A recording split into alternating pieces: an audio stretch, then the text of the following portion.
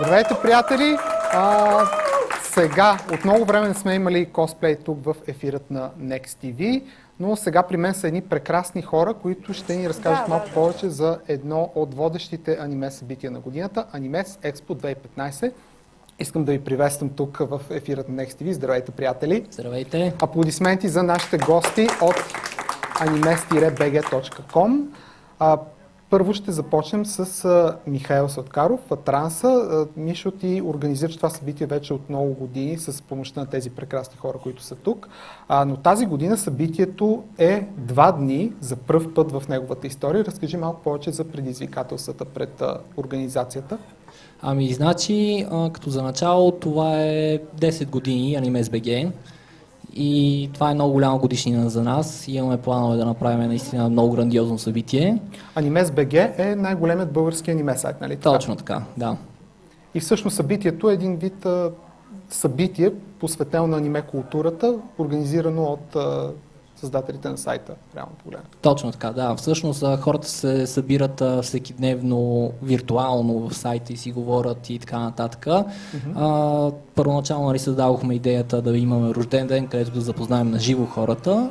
Да. И в последствие се започна да се разраства. Сега за първи път го правим 2 години.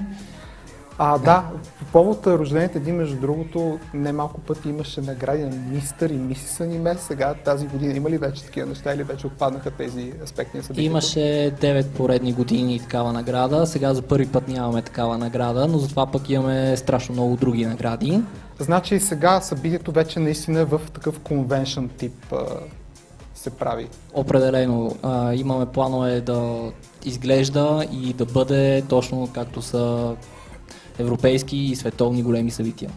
Събитието ще е на 11 и 12 юли в зала Фестивална, нали така? В зала Фестивална, точно така. Какво може да очакваме като съдържание? Ще има, разбира се, косплей. След малко ще си говорим малко повече за косплея, тъй като тук при нас има прекрасни косплеи тази вечер. Ще има много силна гейминг зона. Всъщност тази вечер за първи път мога да обявя. Малко по-късно ще си поговорим за гейминга. Сега ще дадем думата на алфата Мартин Овчинов, който ще ни разкаже малко повече за косплеят конкретно на събитието.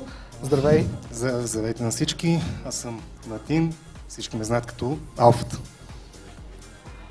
Така, кажи малко повече за косплея. Преди малко Мишо каза, че тази година събитието ще е наистина в някакви международни мащаби.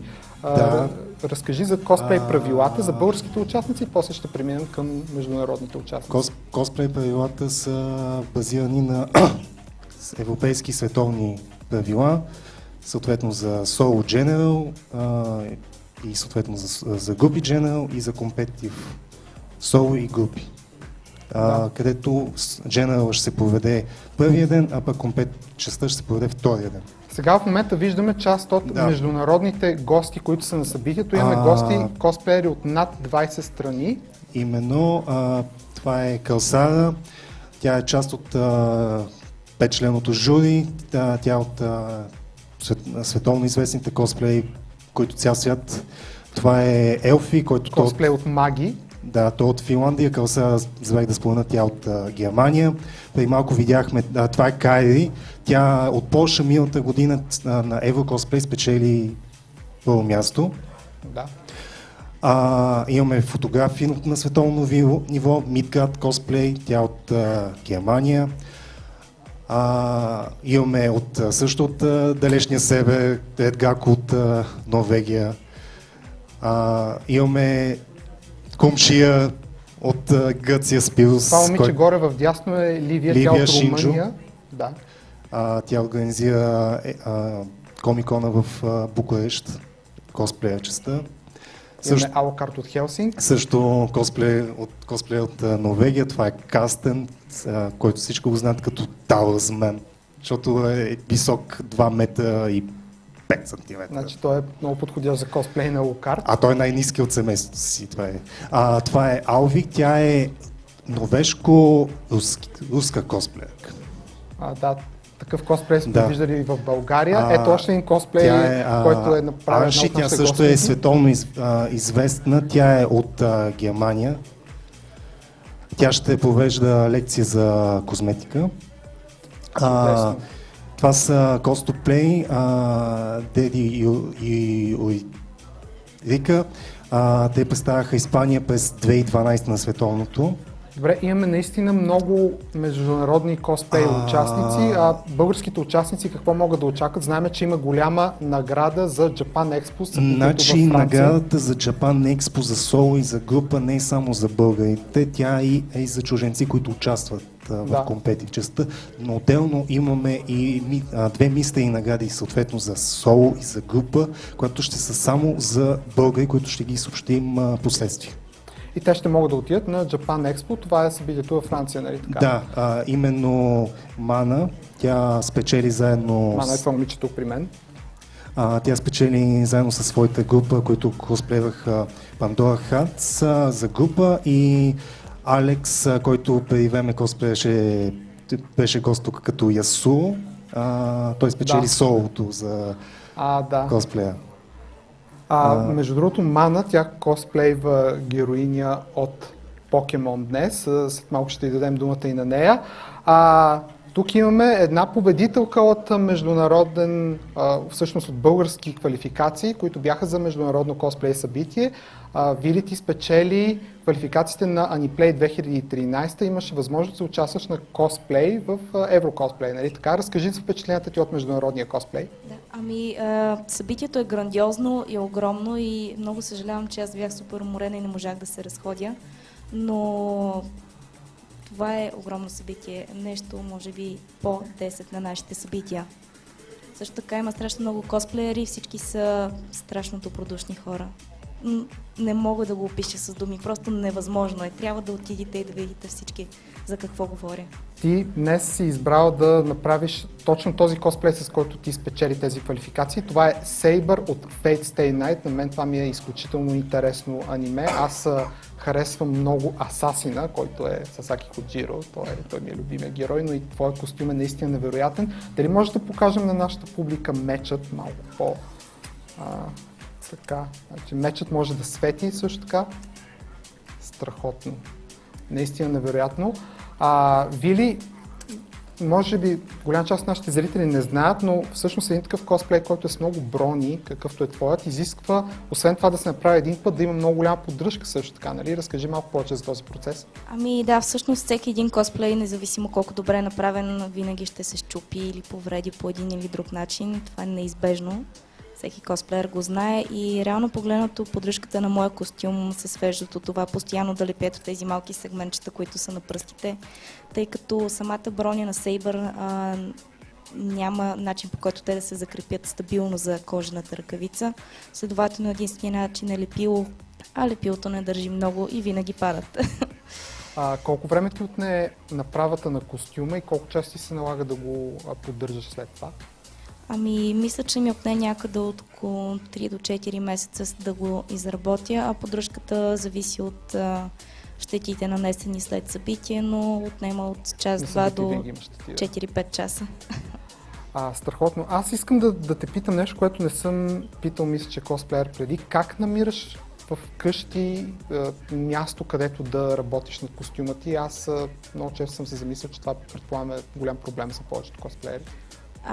Голяма част от косплеерите всъщност са ученици. Всички имаме бюра, следователно каквото е на бюрото бива избутано в другия край на стаята и работиме над тях. Учебници и така нататък. Да. Добре. Окей, сега да дадем думата малко на нашата прекрасна Мана. Само секунда. Здравей.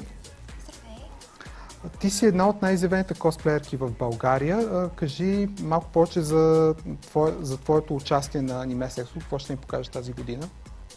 Миналата година на Animes Expo аз участвах с група, с мои много добри приятели и ние знаехме, че много искахме да направим косплей от Pandora Hearts и всъщност заедно се събрахме в бабата на една приятелка и шихме там косплея всеки ден след училище, шихме всичките костюми заедно и наистина много се постарахме и бяхме много щастливи, когато успяхме да спечелим. И тази година, за съжаление, не съм сигурна дали ще успея да дойда на ивента, защото съвпада с кандидат студентските ми изпити.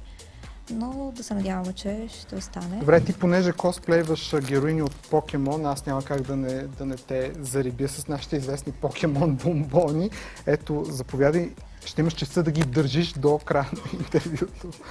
Добре, сега дадем думата на Петър, който ще ни разкаже малко повече за геймингът на събитието и с това ще приключим. Кажи какви гейминг неща се очакват на Animes Expo тази година. Значи, да кажа с една-две думи, миналата година имахме гейминг, който е и Tabletop гейминг, и PC и конзолен гейминг, но поради ограниченията на самото местоположение в Интерпет бяхме миналата година, нямахме възможността да го разгърнем толкова колкото желаехме. Да. Тази година, понеже имаме 4000 квадратни метра ли беше? Повече от 4000 квадратни метра в зала фестивална, ще се разгърнем в пълната си мощност на нашето въображение. Ще имаме над 40 компютъра, ще имаме 10 или повече конзоли. Tabletop гейминга също ще е страшно застъпен.